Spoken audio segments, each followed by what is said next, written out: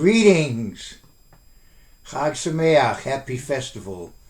This message is being pre-taped to be heard at first on the first day of the Festival of Tabernacles, the Festival of Booths, Sukkot, in the year of 5785, or in October of, on the secular calendar, October of 2024. I've said it before and I'll say it again, that when one becomes a converted Christian, in effect one takes on, to some degree, without ceasing to be whatever you are, you're taking upon yourself a Hebraic culture and a Greek theology. I'll say more about that in just a moment. I want to tell you a story that maybe a lot of you have already heard, but some of you haven't. There was a newlywed couple, and they were wanting to decide in the morning who brews the coffee in the morning, who, the husband or the wife, who should be responsible to brew the coffee. And the wife said, well, of course, honey, to her husband, of course, the husband, you should be the one responsible. Here it is in the Bible. He brews. Hope you like that. I'm going to speak a lot about Hebrews today. But as I said, as far as Greek theology, John talks about the Logos. Of course, John is Jewish, and the Gospel is written in Greek. But there's a Jewish philosopher who also combined Greek philosophy with his Judaism, and that was Philo, and he was in Alexandria. There was a huge Jewish community in Alexandria, but it was a Greek-speaking community, and they read the Bible in Greek. And anyway, he came up with the Logos concept, or he at least utilized it. And so John here is talking about the Logos, and in the 14th verse of the first chapter, and the Word became flesh and dwelt among us, or tabernacled among us, and we beheld His glory, the glory as of the only begotten of the Father, full of grace and truth. So God became human at this point and tabernacled among us. So from a New Testament perspective, as we keep this festival, we're of course remembering the ministry of Jesus Christ as God tabernacled among us. And ultimately, God wants to tabernacle among us. And as we see, we're going to see as I conclude this message. But we go back to the Old Testament, and there the focus is on the spiritual journey of the believer, the one who accepts upon himself or herself the responsibility to be obedient to God. In Leviticus 23 and verse 42, it says, "You shall dwell in booths for 7 days. All of our native Israelites shall dwell in booths, that your generations may know that I made the children of Israel dwell in booths when I brought them out of the land of Egypt. I am the eternal your God." Temporary dwellings. So the children of Israel, when they were taken out of Egypt, were in effect on a pilgrimage, going through the wilderness and living in booths and until they entered the promised land. And so this pictures, in effect, the life of those who are obedient to God. We live in a spiritual wilderness, and we're temporarily there, and ultimately we look forward to the promised land. We look forward to that reward, which represents in effect a rest from we've been struggling to overcome, and now finally we've made it. And the book of Hebrews has a lot to say about that concept, and the Feast of Tabernacles reminds us of that. That is why it is certainly a very positive practice that in these New Testament times that we actually go to another location to keep the festival, and that we're in a temporary dwelling, and even in another location to capture the flavor of the pilgrimage concept of it. It was in ancient times a pilgrimage festival when there was a central sanctuary, which we don't have now, but there was at that time in Jerusalem a central sanctuary. There were also Levitical cities, and so I believe that not everybody necessarily went to Jerusalem all the time, but they might have also gone, this is my speculation, to the Levitical cities, whatever was available, wherever they happened to live. There were 35 of them, and then 13 priestly cities. So 48 altogether, but there were different places perhaps to go other than Jerusalem, but Jerusalem would be, of course, the ideal place to go. So anyway, we don't have that now, but we do have places to go where other people are keeping the festival, and we can in effect be with people of like mind, like beliefs and practices, but in another location. And so, as I said, it captures the flavor, the pilgrimage aspect, and also that it more emphasizes the temporary dwelling concept. Anyway, I want to talk about that from the point of view of the book of Hebrews. I call this talk Faith and Festival. The faith and the festival. The faith and the festival. If you go to the book of Acts, you'll find the Christian way of life described as the way. You'll see that in the book of Acts in more than one location. Christianity is the way. And it is a way of life where we develop a relationship with God through Jesus Christ. And it's a unique understanding of how God is dealing with human beings. And it is, as the book of Acts says, the way. And so it is the faith. It is a unique faith, Christianity.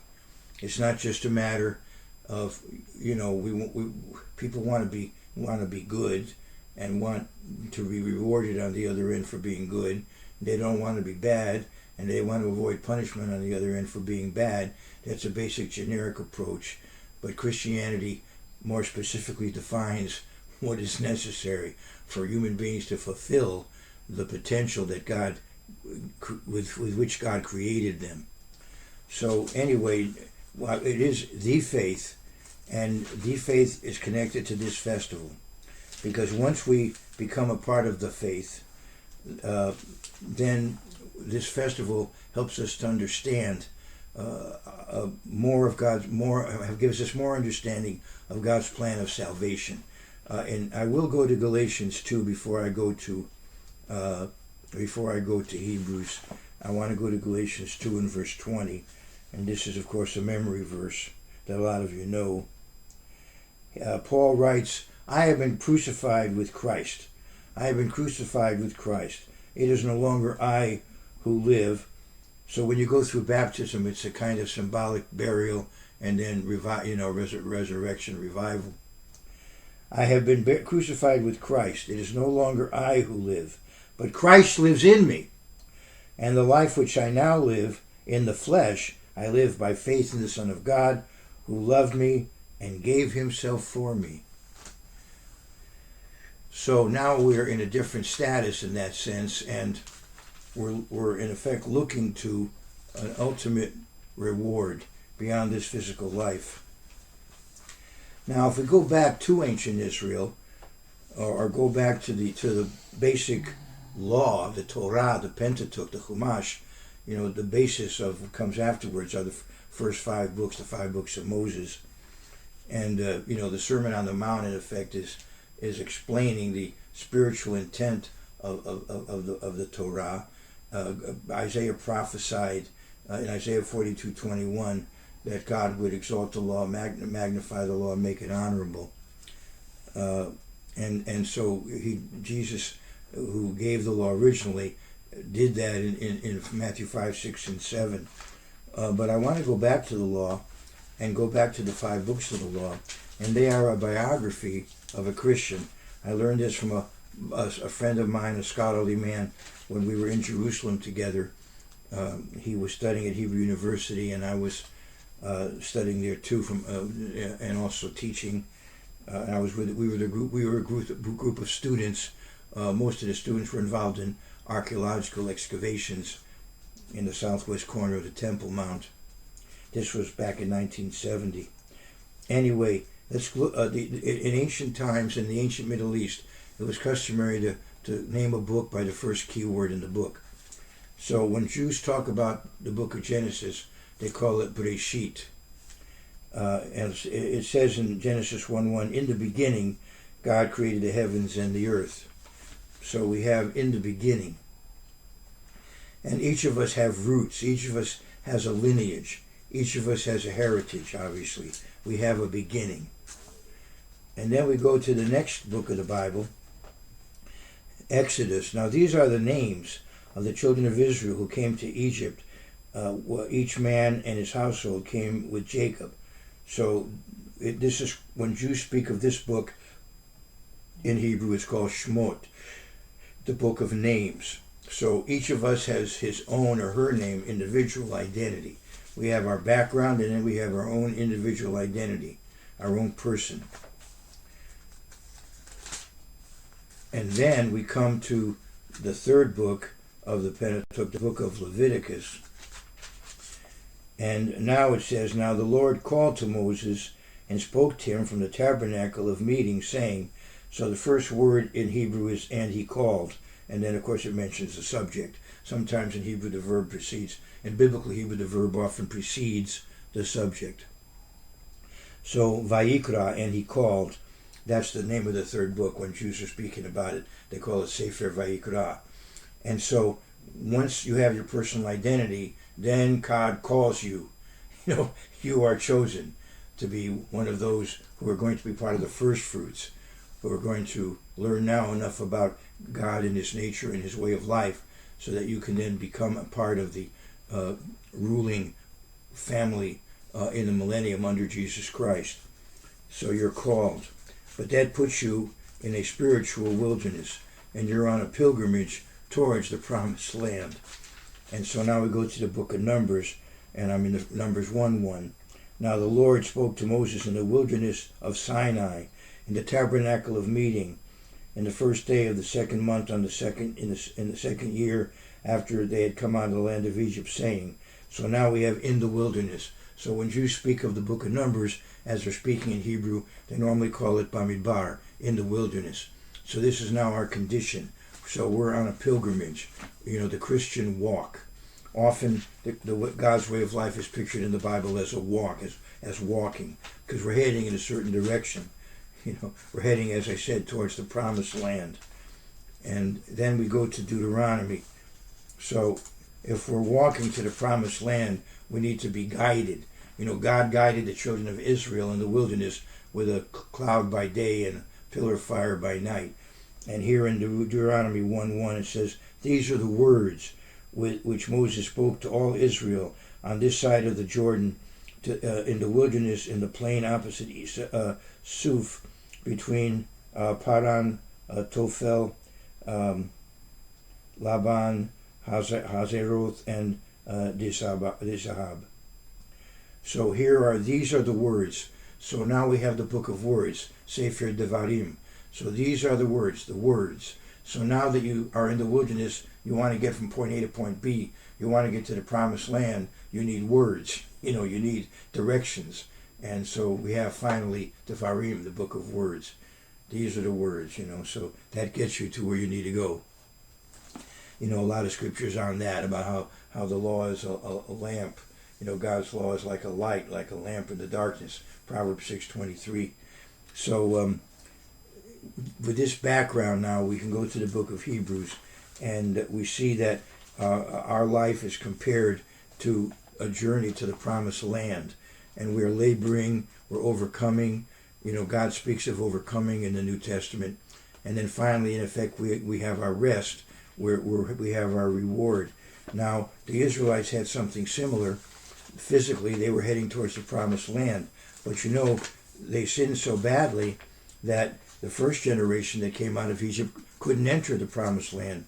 It had to be their children. So we are warned.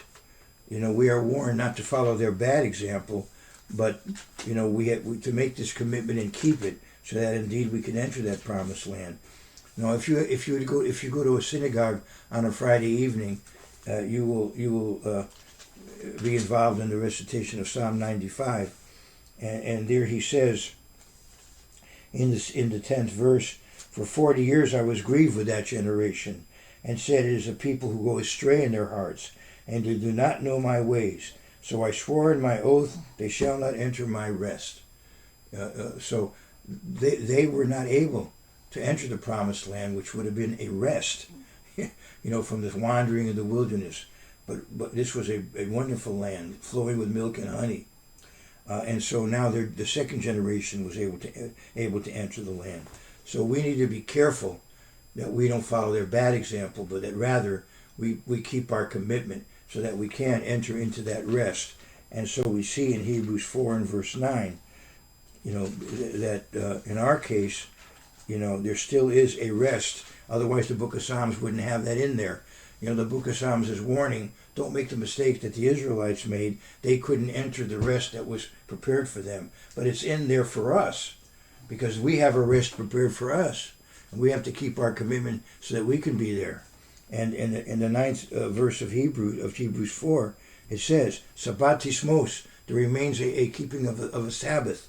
There remains a rest for the people of God. So as we keep the Sabbath from week to week, we keep in mind that rest. Like the Jews called the Sabbath Me'ein Olam Haba, a glimpse of the world to come. So from week to week, as we keep the Sabbath, we remember that there remains a rest for us. We have yet to be there. And we need to keep our commitment all of our lives, from the point we've made that commitment until we die. And then we can look forward to being resurrected to immortal life, either instantaneously at the second coming of Christ, or if we're not alive at that time, of course, we'll rise. However, whatever state our body, was in when we died, whether or not, we were under the sea or cremated or in a grave or whatever the status, God has the power to bring back those who've lived and to bring them back to life. He has that power, and He has the power to convert them from flesh to spirit. And that is another point to consider when we keep the Feast of Tabernacles, that our bodies, in effect, are a temporary dwelling. And eventually, this temporary dwelling will be changed to a permanent one that will be spirit, if we're a part of the authentic Church of God. Then we have that. We can look forward to that. And of course, that is all based on faith. Trust in God, and it is critical that Christians keep that faith, because all around us is a physical world with all of its ups and downs, and we don't see the reward now. We don't literally see God in the tangible sense, and yet we know that He's everywhere. He's omnipresent, and we know his characteristics, but we have faith, and we live by that faith. And in 2 Corinthians 5 and verse 7, it tells us, "For we live by faith, not by sight." No, so that doesn't mean that it is a blind faith. That's not, although that's a strong statement. But the point of it is that that faith is what sees us through. Because we don't literally see God, and we don't literally see the reward that's there for us. We can't really comprehend it, because can a little baby comprehend what adult life is like? No. But we know it's there, and we have faith. But it's not a blind faith. We have enough understanding. If you read the whole Bible and put it all together, we have enough understanding to know that God's way is the best way to live. It works. God's way works. So we have to combine the faith with also an understanding of the practical value of obeying God. And we find, of course, many references to that in the Bible. But I want to go to Psalm 34, an alphabetically organized psalm, an acrostic psalm. And I want to go to Psalm 34 and verse 8. It says, "O taste and see that the Lord is good." So you live God's way of life, you see that it's the best way to live. But on the other hand, there are these moments when we need faith.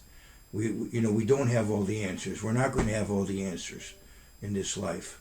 We may not even have all the answers on the other end, but we'll have a lot more of them then than we have now. "Oh, taste and see that the Lord is good. Blessed is the man who trusts in Him." So yes, we can see God's way of life works, but where we have conflicts and doubts and bewilderment, puzzlement, we can trust in God. And God wants people who are willing to have faith in Him, even without the tangible, a tangible reality. Because if we're willing to obey God now, whom we don't see and literally hear, if we're willing to commit ourselves to a God whom we don't literally see and hear, how much more are we going to want to obey when we do see and hear Him? So let's go to Hebrews 11. He says, "Now faith is the substance of things hoped for, the evidence of things not seen." So it provides that gap. When we're in doubt, we have that faith. For by it the elders received a good testimony. By faith we understand that the worlds were framed by the word of God, so that the things which are seen were not made of things which are visible. Now you can take a look at the physical universe, and you can understand that an intelligent design is necessary. It makes no sense otherwise. The universe, it's really nonsensical to look at the universe or the micro universe that we can't even see, but we know about now through the technology we have now. We can know about the subatomic world, and also we know about the universe that is available to everyone. And to think of all that and not to think of intelligent design, it really doesn't seem not reasonable. But on the other hand, we go beyond that, and we believe that in fact God created ex nihilo, out of nothing. He created matter, and to some degree that's a matter of faith. And then he talks about the faith of various saints and how it motivated them to do what was right. And I want to focus on verse 8. By faith Abraham obeyed when he was called to go out to the place which he would receive as an inheritance, and he went out not knowing where he was going. To some degree, when we're baptized, we commit ourselves to God, and we don't really know what He has in store for us, but we just trust Him to guide and direct us according to His will, and we know that He wants what's best for us. It's His will that things work out for us. But here Abraham, he went into an area where he was going to inherit, but he never did inherit it in this life. But he did get to go there, and he was willing to cross the Euphrates River, which is a type of baptism, and then head on. He became then a Hebrew, one who crossed over.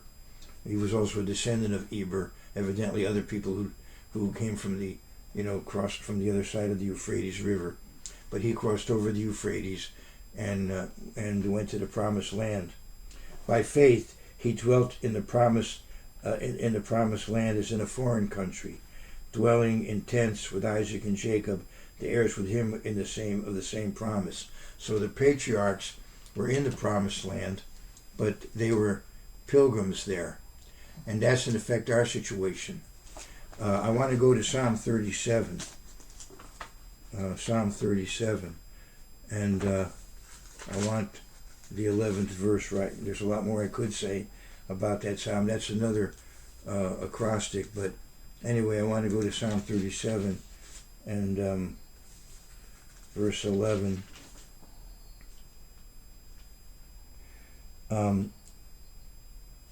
Excuse me, I'll start in the 10th verse.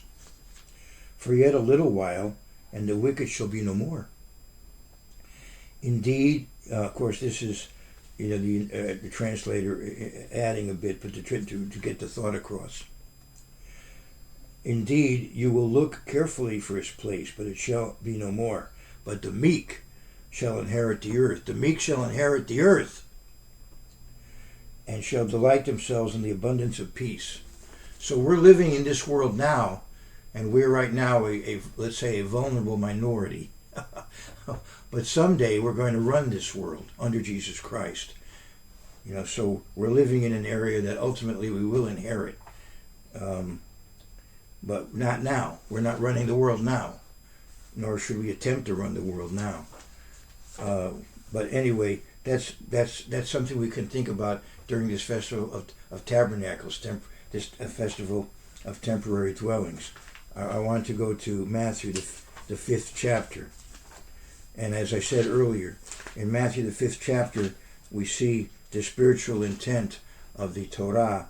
And in Matthew 5, Jesus says in the 5th verse, "Blessed are the meek, for they shall inherit the earth." That's the promise of our Savior.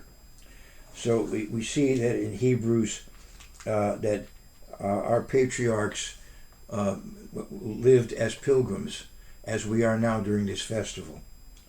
And look what it says about Abraham. "For he waited for the city which has foundations, whose builder and maker is God."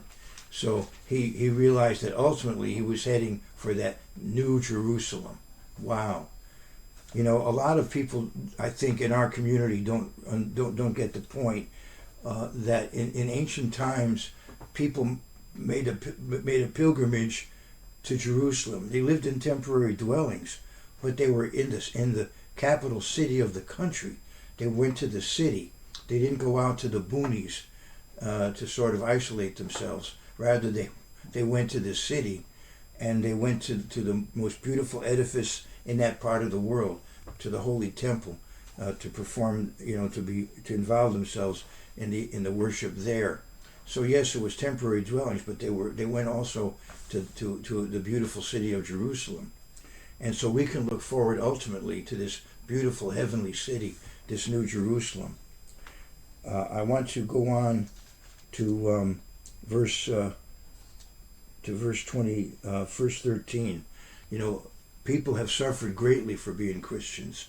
I recently performed a baptism, and I told the one I was baptizing, "You are now, because you've made this commitment, you're much more vulnerable to persecution than you were before."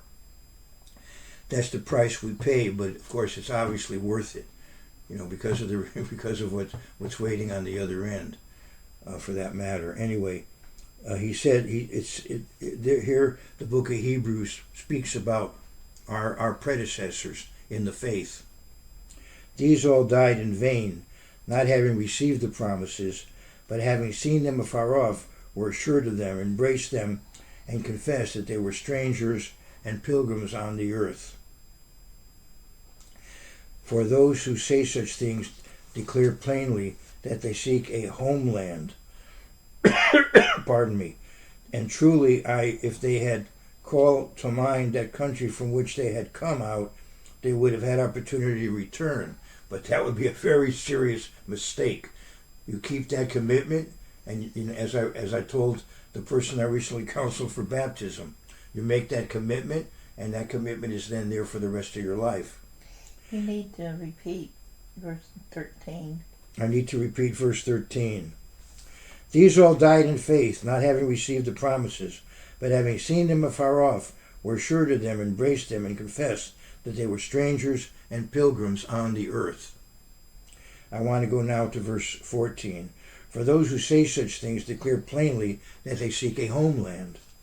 And truly, if they had called to mind that country from which they had come out, they would have had opportunity to return.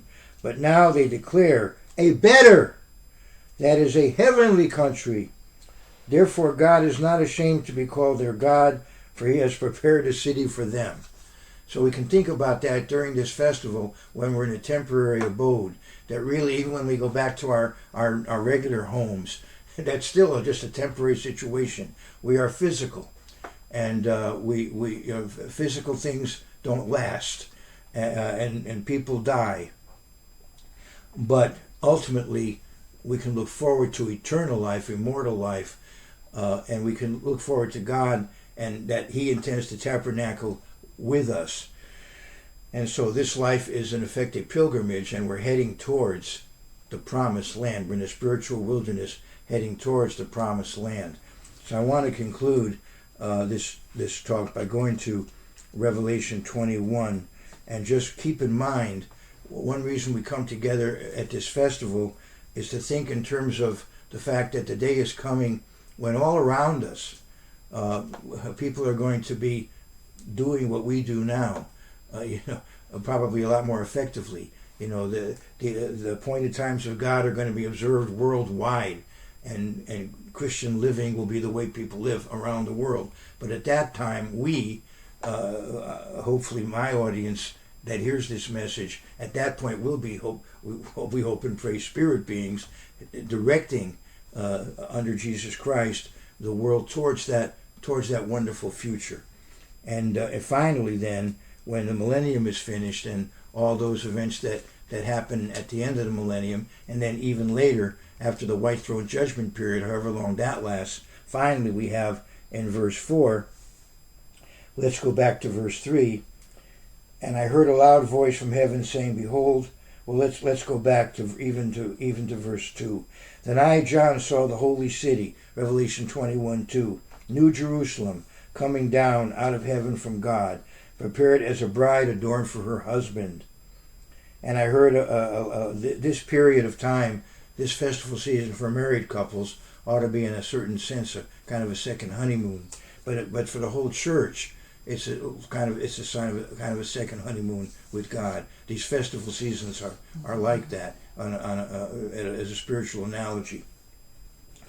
And I heard a loud voice. In a sense, though, we are not yet fully bride and groom until Jesus Christ returns.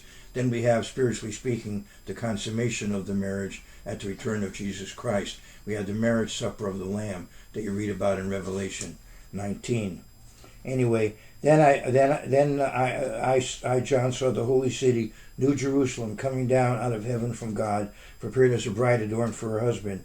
And I heard a loud voice from heaven saying, behold, the tabernacle of God is with men, and he will dwell with them, and they shall be his people, and God himself will be with them, and be their God.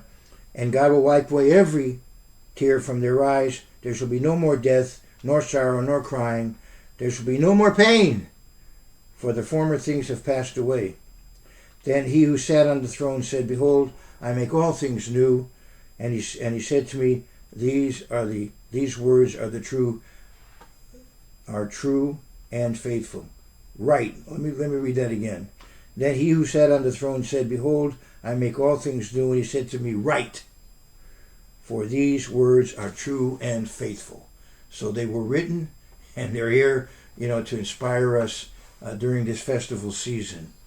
And so we think in terms of the faith that we have and the festival that we're observing. The faith and the festival. All the best to you and yours.